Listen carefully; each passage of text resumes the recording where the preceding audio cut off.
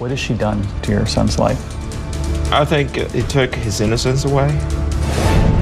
Tonight, an all-new 2020, Crossing the Line.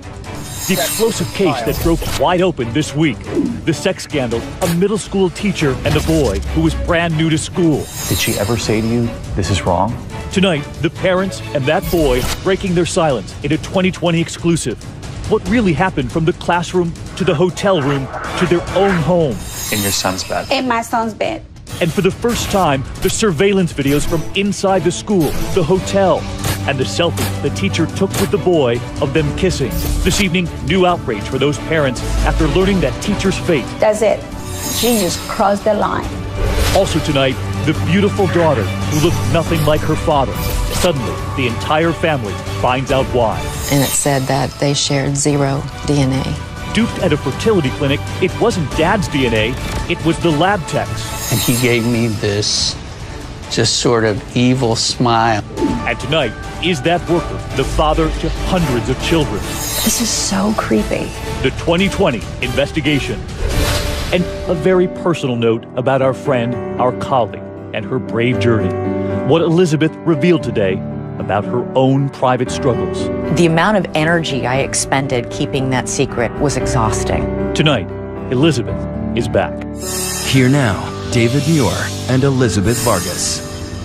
Good evening, and it's great to have you with us tonight. And let me just say, it is great to have you back. It's great to be back, and thank you for all your support, and thank you to all our viewers as well. It really meant a lot to me, and I'll be talking a little bit later in the program about where I've been and the work I've done, and share a little bit about that. And a member of your family is here tonight. I know. This is a very brave evening for you, and we know that, and we'll get to all that a little later. I know you want us to start with the news first. Let's go. So let's begin. We begin here tonight with that headline that rocked the city of Houston this week, the pretty middle school teacher and the boy whose parents trusted the teacher to help him. Instead, what would follow would be any parent's nightmare. Tonight, the parents and that boy sitting down only with 2020. Are new developments in the case of a local middle school teacher caught having sex with a child. Late today, she received her punishment. It's the story thrust back into the spotlight just this week after the first headlines shocked much of Houston. A parent's nightmare come true. He's a child. That's what the law said. A married school teacher they had trusted with their son was having sex with him. And tonight, for the first time, the secret that began in classroom 308 is finally unraveling. Alex and Jenny Pillay will never forget that first day at Memorial Middle School, one of the top schools in Houston, bringing their son to that front door, newly adopted, rescued from distant relatives from a life of poverty in Costa Rica. They began the adoption process when he was just 9 years old. It took 5 years to get him here. Do you remember the trip to go get him, to bring him to America? Oh, definitely. And he was so excited. Oh my God, this is my new life. His new life in America? In America. When we arrived to Houston, and he was so surprised, amazing, looking at the buildings, how tall the buildings were, and he was so happy to be at his new home. And soon, his new school. I walked Jimmy to school. He was very nervous. Do you remember your first day of school? I didn't like it. So you walked into that school not speaking a word of English? No, I knew just hello and that's it. You said to Jimmy, you will survive this. Oh yes. It will get better. It will get better. The boy came to America with big dreams of playing soccer, of college one day. One of his first trips to NASA with his new parents. This is the young face of the boy who was also getting help at his new school. There was an English teacher assigned to give him that extra help with his classes, 28-year-old Catherine Camille Murray, who was married. Some of the boys thought Ms. Murray was pretty. Do you remember the first time you met her? Yes. Was she nice? Yeah, she was nice. She started helping me a lot with my homework. Jimmy found comfort in her classroom. You would take all your other classes and then you would go to her at the end of the day for help or sometime during the day for help? Yes. I started liking the feeling that I was feeling for her. The teacher and student were growing closer. When do you start hearing about Ms. Murray? We went to the open house and I said, hello, Ms. Murray, I'm Jimmy's mom. And immediately she looked at me and says, oh, Jimmy's my favorite student and he's so well behaved. Really? That struck you as strange? I thought it was kind of strange. And what was Jimmy saying about Ms. Murray at home? Oh, she's so pretty. And I said, yeah, she's a pretty lady. Hey, every kid goes through that. Has a crush on the teacher. So you're thinking this is our adolescent son? This is an with a adolescent crush. son with just a simple crush. That's it, but nothing of it. And in all of his classes, Jimmy is getting A's and B's. So it was like, okay, so she's actually doing good for him, helping him. But there was more. At school, Jimmy says there was something about the way she would look at him. When you would walk into that room, would she smile? She loved me different. She looked at you differently. Yes. Is that when you sensed that she had feelings for you too? Yes. Before Christmas break, he writes a note revealing his love for his teacher, but then tears it up into pieces and gave it to her to throw away. Instead, she keeps the letter, and when he returns to school, surprise. She said, I read your letter. She put it back together. Yes. And she told me, I really like you, for real. And so I really like you. And she told me, I know, but we can have anything. She told you Yes. couldn't have anything. Jimmy is staying after school nearly every day now. Then one afternoon, he doesn't come home from school. His parents frantically begin looking for him through the empty hallways everywhere, even classroom 308. His father finds the custodian. And we saw the custodial lady, and she said, they were just here, they left. There was no sign of him. Suddenly, Jimmy appears at home. Holding his arm like this. With blood. He had no words. And as soon as he spoke, it just started crying. He would cry for nearly an hour and then offer a story. Jimmy told his parents he'd been in the car with Ms. Murray and they had an argument. He just told us that he was in the car, he jumped out of the car. So it's like, what happened? And the only thing he said was, I told her that I like her. And my wife and I are looking at each other, okay, so this sounds like a lover's quarrel. They immediately reach out to Ms. Murray, but she mentions nothing about Jimmy in her car. So at that moment, you think there's something going on. It's going on. She is lying. They tell Ms. Murray their son needs to be taken out of her class. She says she'll move him. Weeks go by, life at home returns to normal. Every night, you sit down at the dinner table. We all four sit in the dinner. Yeah. And he'd stop talking about Yes. Ms. We Murray. stopped talking about this We part. go, okay. We thought it was over. But it was far from over. They were now talking on Facebook. Jimmy says he messaged Ms. Murray that he wanted to kiss her, and that she replied, I want to see that. She wanted you to kiss her. Yes. Monday, I came to my school early. I walked straight to her, and I kissed her. When I stopped kissing her, I walked to my first class. You were thinking to yourself you had to get back to her. Yes. So you went back to her. You asked her how she felt about what happened. Yes, and she told me, okay, I want you to kiss me again. So that's when I kissed her again. That's when everything started. Yes. Physically. Did she ever say to you, this is wrong? No, after I kissed her. And tonight here, look at this. For the first time on 2020, the school surveillance tapes showing the teacher meeting privately in her classroom behind closed doors over and over again with her middle school student. She can be seen scanning the hallway, sometimes walking out with Jimmy. Other days, they leave in different directions. While at home, what Jimmy's parents think is a welcome sign, the school dance. And Jimmy wants to go with the friends he's now made. No sign of Ms. Murray. And are you hoping that Jimmy's going to find a girl his own age to have a crush on? And course. Of course. But the girl waiting at the dance, Ms. Murray, across the street from the school, in the church parking lot. His dad had no idea.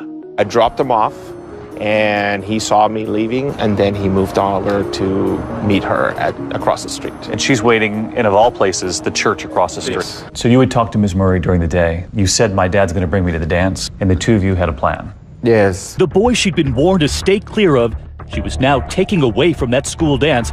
She had her own playlist.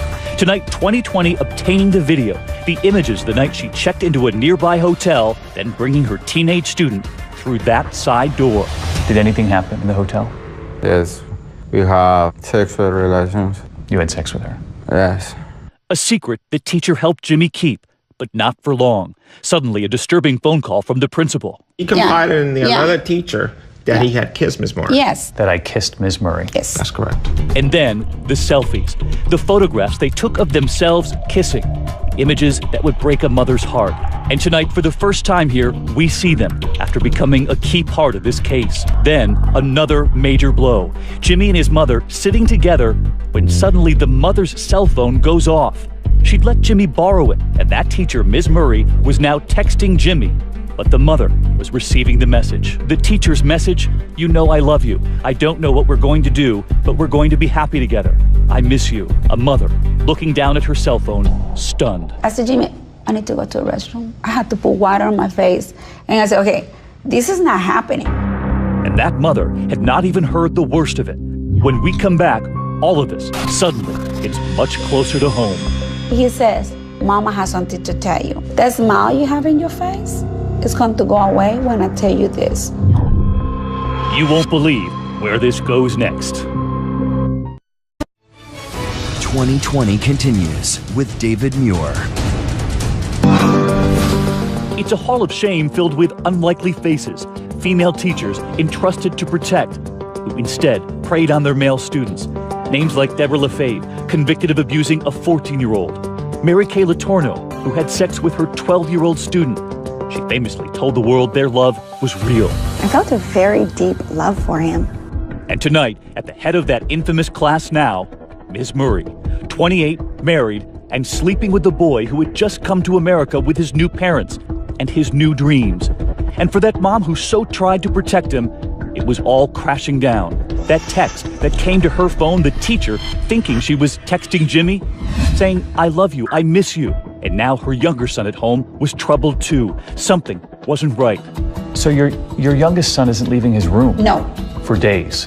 And when the younger brother, just 12 years old, finally emerged from his bedroom, his mother could not believe what he told her. Fernando came to me and says, Mama has something to tell you. I said, what is it? He says, that smile you have in your face is going to go away when I tell you this. She was here. I said, what do you mean she? Who is she? He says, Catherine Murray was here. I said, what? He says, Mom, they had sex. The little brother had stumbled in on them while looking for the family dog. He says, I saw her bra and I saw a couple of condoms on the floor. The teacher had been in their own house. This notion that this teacher would come into your home and get into your son's bed with him. I mean, this is just sick. This was now an outraged mother on a mission. And I said, I need to prove this person was in my house. That's it. She just crossed the line. I put some gloves and I took everything I can take from my son's bedroom. All the covers, pillows, and I called the police. And I said, okay, do the DNA. Let's prove she was there or not. And it was positive. Yeah, DNA from those sheets proved that she was there. This is the same teacher who weeks and weeks before you had called the school and said, keep her away from my son. Yes. The same teacher they had once thanked for helping their son who spoke so little English. I keep sending emails. Thank you for taking care of my son. Thank you for caring about my son. Now armed with the teacher's DNA, the case moves quickly. 15-year-old Jimmy and his 12-year-old brother suddenly swept into it, sitting across from investigators. Jimmy determined to protect his teacher. So you've been brought to a room where investigators were asking you what happened. My brother went first, and then me. I started lying. I started saying, I just kissed her. The investigators said to you they already knew the truth. Yes. And I said, okay, and I started telling the truth. I said, yes, I had a relationship with her and we had sex. Ms. Murray is quickly arrested and charged with sexual assault of a child. She's released on bail, but ordered to stay away from Jimmy. And there is relief at Jimmy's house. He's now back at school, captain of the soccer team, and the family is back at the dinner table. Months would go by. He begins to open up to his mother. He started to tell you piece by piece how details, very hard details for Mom to hear. He tells her that it wasn't just their house or that hotel, that the sex had all started in that classroom, room 308. And not only does he tell his mom, he tells police, who start scouring that surveillance video all over again, looking for even more evidence. And there it is, Jimmy leaving Ms. Murray's classroom on the afternoon he says they first had sex.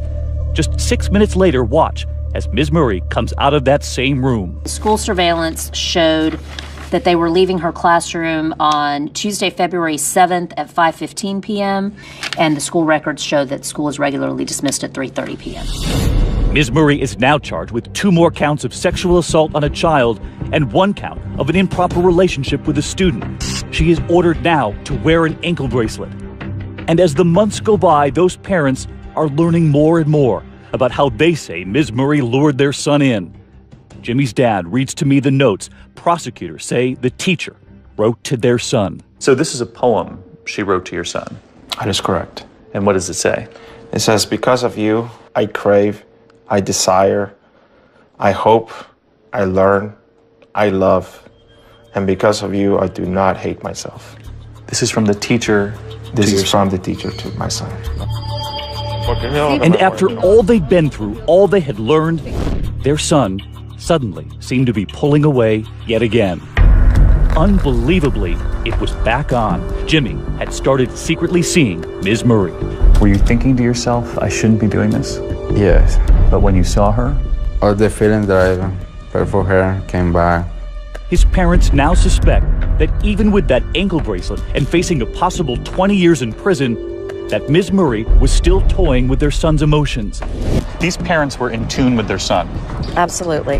They hire a private investigator to follow him. And that very night, sitting out front, the investigator sees Jimmy leap through a window in the middle of the night, a friend driving him. That investigator taking us back along that fateful route. I was following down the freeway. I'm thinking, wow, this is really happening. Wow, those parents knew exactly what they were saying. They knew this teacher hadn't stopped. I said, okay. The private eye suddenly finding herself in front of Ms. Murray's father's house. How quickly do you call Houston police? Once I saw Jimmy get out of the car and go inside, I picked up the phone and called the HPD number and told them that I was working on a case involving Ms. Murray, and they recognized the name instantly. She calls Jimmy's parents too. As we're driving to Ms. Murray's father's house, I'm calling the police. I'm saying, I'm the father. This is the case number. And when we got there were 7 police cars.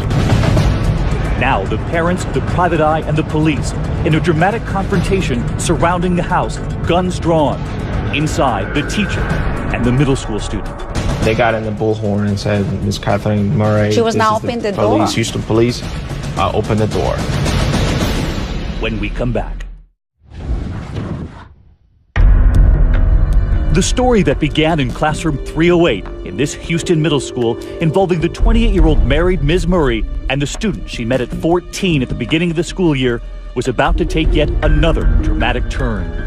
The adopted boy who spoke not a word of English was getting help from her at the start of the year, and soon much more inside that classroom. Prosecutors say she was writing love notes to the boy. Write with me.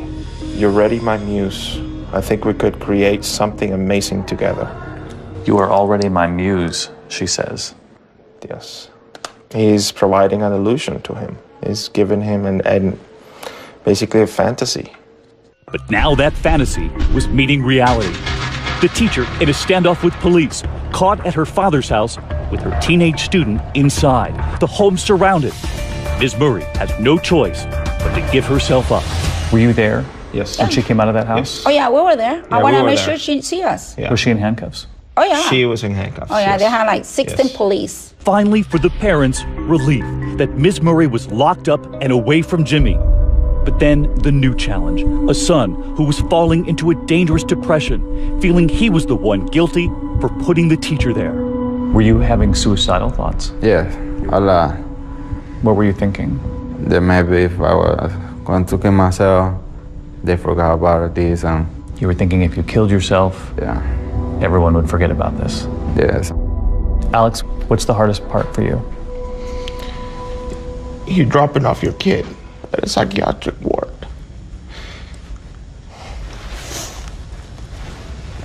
He's trying to kill himself. He believes his life is worthless.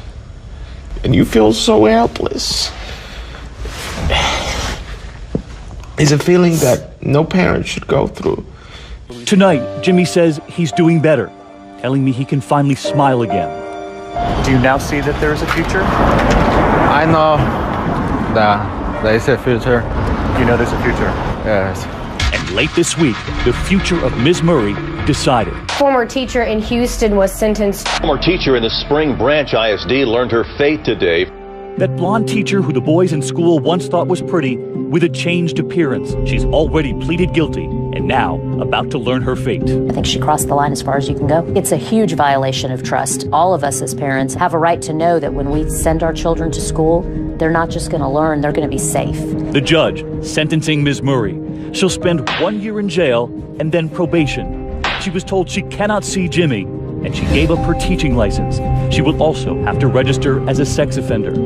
And then everyone in that courtroom saw that smile to her family as she left the court. And when Jimmy's parents, sitting right there, heard 1 year in jail, they were aghast. Had this been a 27-year-old man abusing a 15-year-old girl, the judgment there would have been completely different. What has she done to your son's life? I think it took his innocence away, because that was his first time having sex. He robbed him of his childhood. Ms. Murray, her family, and her defense team have repeatedly turned down requests from 2020 to talk about the case. They cite her ongoing treatment for bipolar disorder. Her attorney only saying this as he left the courthouse. We will respect the family's request to keep this private, and that's all we have to say. What's been the hardest part for you? It's like you have a boy with all the dreams, and then you have a boy thinking that his life is over. So instead of looking him going to the soccer game and be so happy, this is nothing in your life. We brought you here to be happy, to have a future. They have repeatedly told their son he should have never crossed that line, and that regardless of what that teacher told him and wrote to him in those notes, none of it was right. Do you still love her? Yeah. In the same way? Nah. Do you think you'll see her again one day? Maybe. Tonight, with 1 year in jail for that teacher, there is still fear at Jimmy's house. Fear that the teacher, now getting divorced, will try to see their son again. That same teacher who first met Jimmy around the time this photo was taken, his first trip to NASA, in his first few weeks of school. That young face, now forever changed. And a mom who tonight says she will never give up, trying to protect her son. And we don't know what is going to happen. And that's the biggest fear I have. Your biggest fear is that? Oh yeah, that's the biggest. He is still a child, and he was a child. And that's what we're asking for, justice. Next, the sperm donor scandal. A lab technician switching father's samples to his own DNA. This wasn't a mistake. This was done intentionally. When we return. How did a beautiful girl grow up with loving parents and have so little in common with them?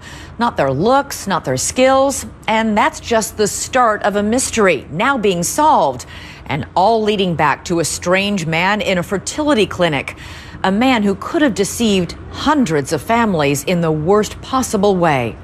Here's Cecilia Vega. It started off as a hobby, researching family history.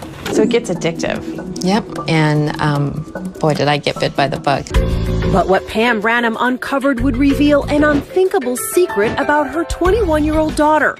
It involves a fertility clinic and a monster unleashed from the grave. Stunning story, bizarre story. They are warning others about Convicted felon. It shakes your world, absolutely. Because everything that you knew to be true all of a sudden wasn't. You know, you're like pinching yourself going, this is like the worst dream I've ever had. I'm going to wake up, and it didn't happen. It happened. It happened. It happened in Salt Lake City. Newlyweds John and Pam Branham are trying to start a family with no success. So as a last resort, they go to a fertility clinic here on the campus of the University of Utah. A friendly lab technician shows them a photo collage above his desk of babies conceived by artificial insemination. You know, I just looked at those pictures and I thought, this is going to be it. Maybe this is going to happen for us. But something about the lab tech doesn't sit right with John. I remember handing him the sperm specimen, and he gave me this just sort of evil smile. It just made the hair on the back of my neck stand up. I thought, whoa. John's reaction is soon forgotten, though, with the arrival 9 months later of a beautiful baby girl, Annie. Couldn't have been happier. Not a creature was stirring. Flash through the years. First steps. Trick or treat.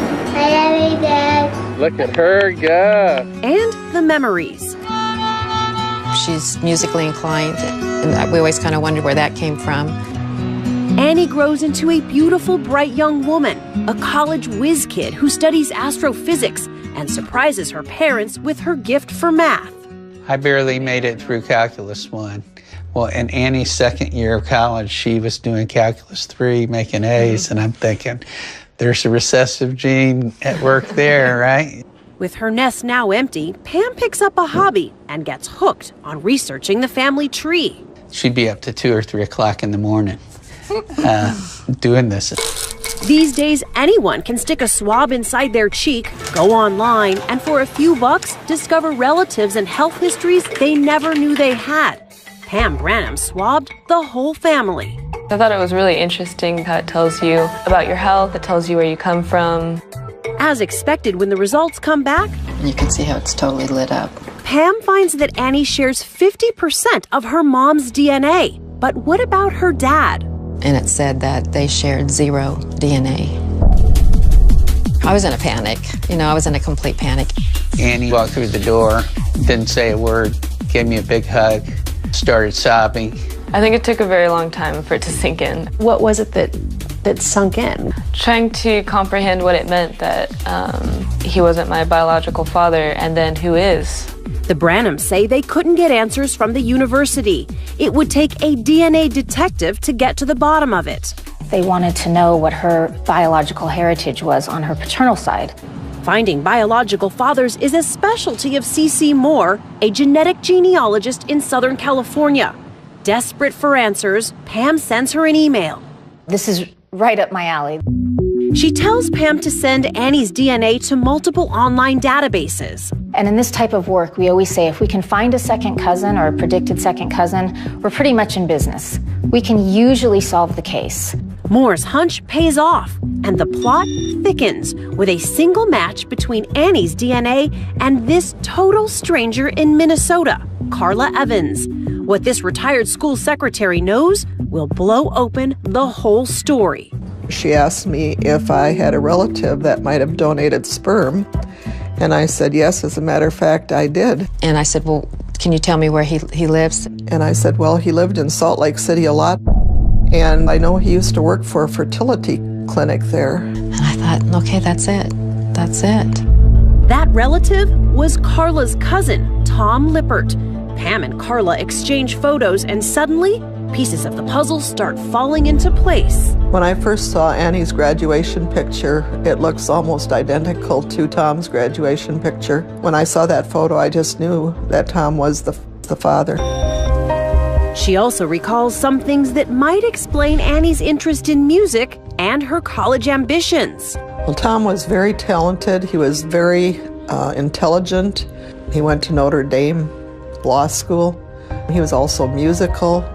And I looked at those pictures and I recognized him. You recognized him? He was the man at the clinic.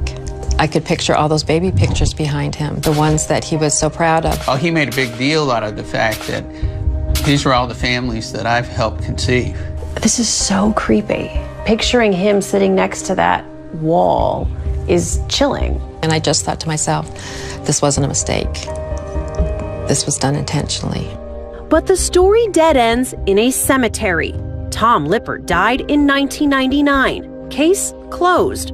Until, that is, Carla Evans drops a bombshell. And said, Pam, there's something I need to tell you, and I want to be totally upfront with you about who my cousin was and what he did. Tom kidnapped this young woman.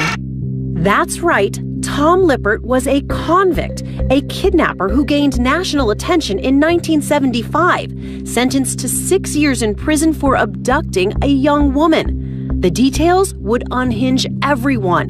He held her for 3 weeks, sometimes in a metal-studded box. For me, that was as devastating almost as finding out After getting out of prison, Lippert married a nurse, Jean, and settled in this quiet Salt Lake neighborhood. He terrorized the neighborhood kids. We were so scared we would walk on the other side of the road. Tessa Murdoch says Lippert threw rocks, broke windows, and even made the local news. Did you throw these rocks last night? Absolutely not. I never knew why he hated kids so much. Ironic, because hating kids didn't stop him from conceiving them, swapping his sperm for that of patients while working as a lab tech in the fertility clinic at the University of Utah. At the time, the clinic did not do criminal background checks on prospective employees. We are deeply sorry for any anxiety this has caused to our patients. Finally, this week, the university admitted that many lab records were destroyed. They can only guess how many sperm samples were handled or mishandled by Tom Lippert. Cases could soon be coming out of the woodwork. Let's just say 1,000 might be an estimate of people who might be affected. DNA detective CeCe Moore created a blog that's already gotten responses from at least 5 more possible Lippert offspring, who'd be Annie's half-siblings. You think there are other families out there right now who were duped just like you? I know it. I know without a doubt. I'm starting to hear from them. I wouldn't wish this on any other family. Still, the Branhams know their turmoil is far outweighed by the one beautiful blessing that came out of it, their daughter, Annie. What have you learned about yourself, about your family? That we're just the same. My dad is my dad, regardless of whether or not he's biologically related to me. He's the one who raised me. When we return, Elizabeth Vargas speaking out for the very first time. I started thinking, well, I'll only drink, on weekends. I'll only drink, 2 glasses of wine a night. Battling and overcoming addiction. Next. And now a very personal note about my friend who is back with us after a brave journey. From today. This morning, Elizabeth's return on Good Morning America. And we are thrilled to be welcoming back Elizabeth Vargas to ABC News. After bravely tackling a very personal struggle, she shared with viewers something she knows many families have also faced. I guess the best way to do this is to get right to it. Mm-hmm. You're an alcoholic. I am. I am an alcoholic. It took me a long time to admit that to myself. It took me a long time to admit it to my family, but I am. And I think part of the reason it's hard to admit is I had a lot of shame and a lot of guilt about it. It must have taken so much effort to keep that secret. The amount of energy I expended keeping that secret and keeping this problem hidden from view, hidden from my family, hidden from friends, from colleagues, was exhausting. And when Elizabeth took time off to get help, her private battle suddenly became a very public one. I didn't choose to go public with this. Somebody else made that decision for me. But in hindsight and in retrospect, maybe it's a blessing because it relieves me of that secrecy and that burden of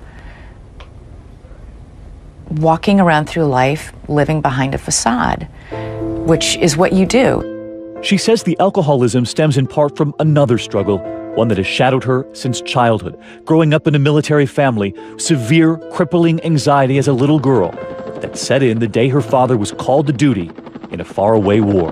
My dad went to Vietnam when I was 6 years old, and I had panic attacks every single day when my mom would leave for work.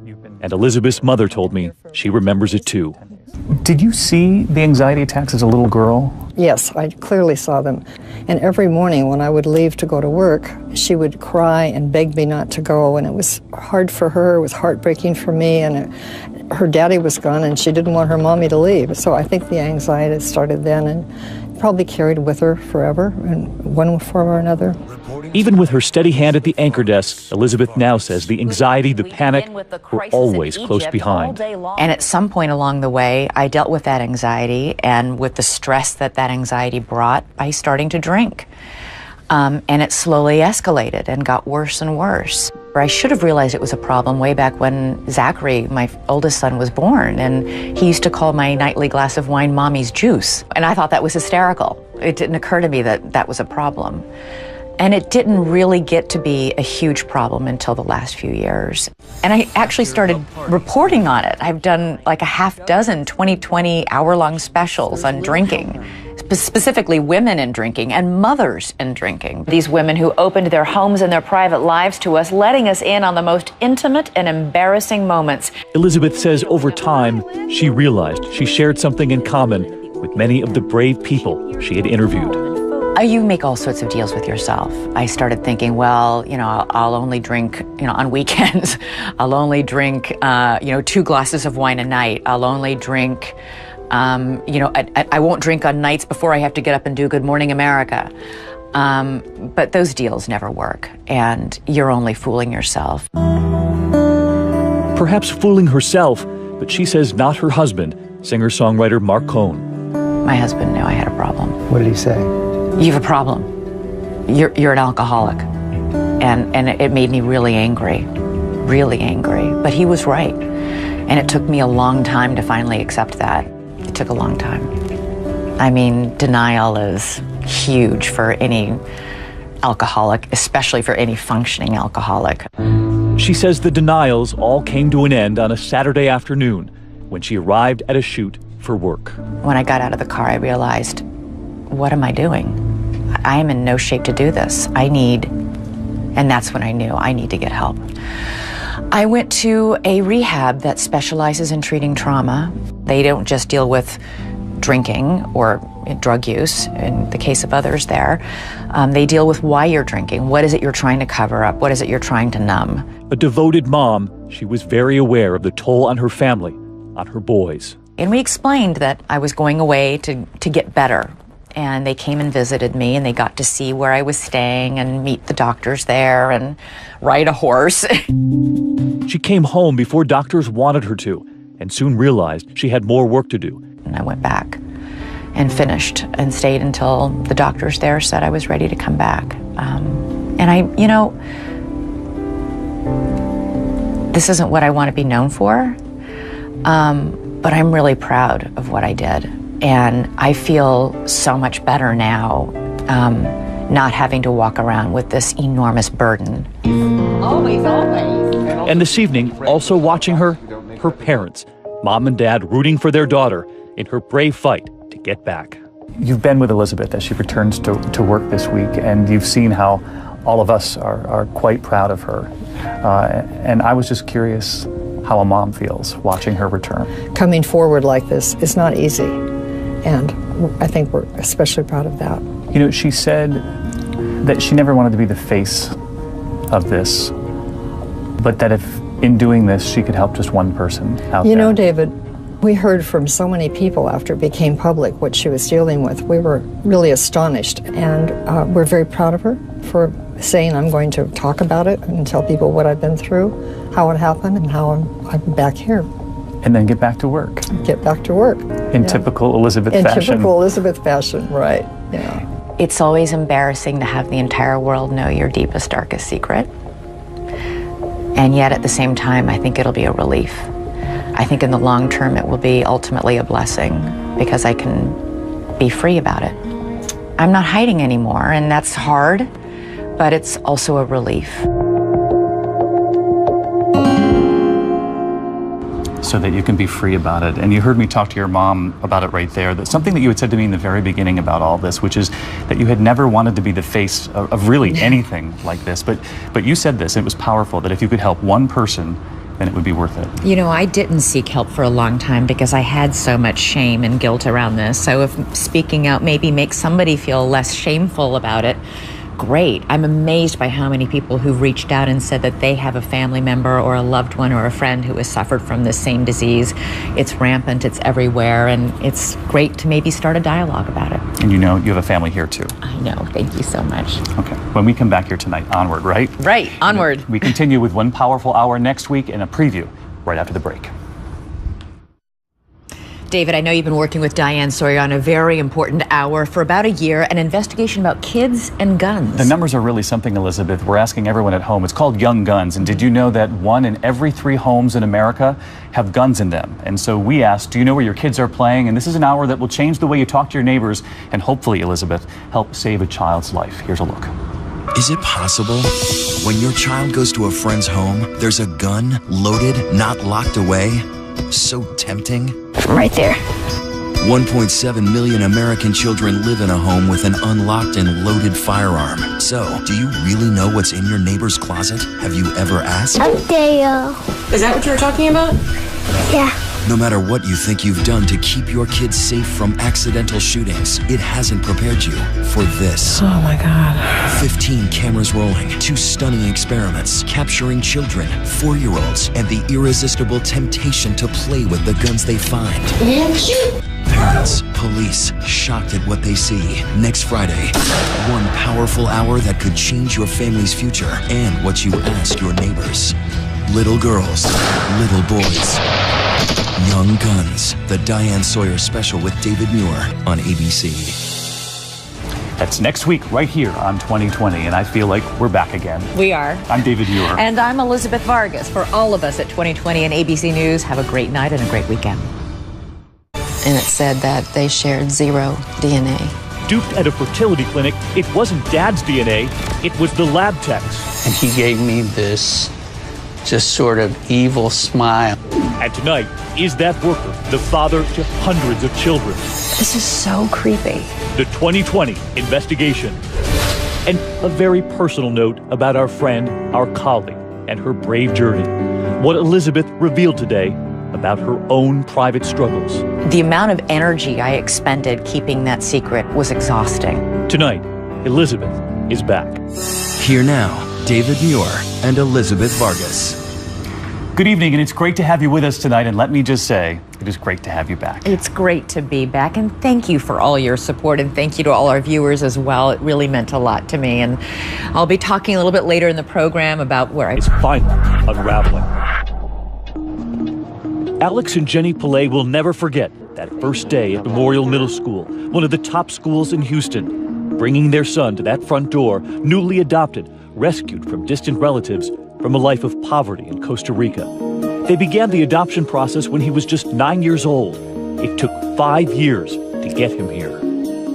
Do you remember the trip to go get him, to bring him to America? Definitely, and he was so excited. Oh my God, this is my new life. His new life in America? In America. When we arrived to Houston, and he was so surprised, amazing, looking at the buildings, how tall the buildings were, and he was so happy to be at his new home. And soon, his new school. I walked Jimmy to school. He was very nervous. Do you remember your first day of school? I didn't like it. So you walked. What has she done to your son's life? I think it took his innocence away. Tonight, an all-new 2020. Crossing the line. The explosive case that broke wide open this week. The sex scandal, a middle school teacher and a boy who was brand new to school. Did she ever say to you, this is wrong? Tonight, the parents and that boy breaking their silence in a 2020 exclusive. What really happened from the classroom to the hotel room to their own home. In your son's bed. In my son's bed. And for the first time, the surveillance videos from inside the school, the hotel, and the selfie the teacher took with the boy of them kissing. This evening, new outrage for those parents after learning that teacher's fate. That's it. She just crossed the line. Also tonight, the beautiful daughter who looked nothing like her father. Suddenly, the entire family finds out why. Into that school, not speaking a word of English. No, I knew just hello and that's it. You said to Jimmy, you will survive this. Oh, yes. It will get better. It will get better. The boy came to America with big dreams of playing soccer, of college one day. One of his first trips to NASA with his new parents. This is the young face of the boy who was also getting help at his new school. There was an English teacher assigned to give him that extra help with his classes, 28-year-old Catherine Camille Murray, who was married. Some of the boys thought Ms. Murray was pretty. Do you remember the first time you met her? Yes. Was she nice? Yes, she was nice. She started helping me a lot with my homework. Jimmy found comfort in her classroom. You would take all your other classes and then you would go to her at the end of the day for help or sometime during the day for help? Yes. It's been and the work I've done and share a little bit about that. And a member of your family is here tonight. I know. This is a very brave evening for you, and we know that, and we'll get to all that a little later. I know you want us to start with the news first. Let's go. So let's begin. We begin here tonight with that headline that rocked the city of Houston this week, the pretty middle school teacher and the boy whose parents trusted the teacher to help him. Instead, what would follow would be any parent's nightmare. Tonight, the parents and that boy sitting down only with 2020. Are new developments in the case of a local middle school teacher caught having sex with a child. Late today, she received her punishment. It's the story thrust back into the spotlight just this week after the first headlines shocked much of Houston. A parent's nightmare come true. He's a child. That's what the law said. A married school teacher they had trusted with their son was having sex with him. And tonight, for the first time, the secret that began in classroom 308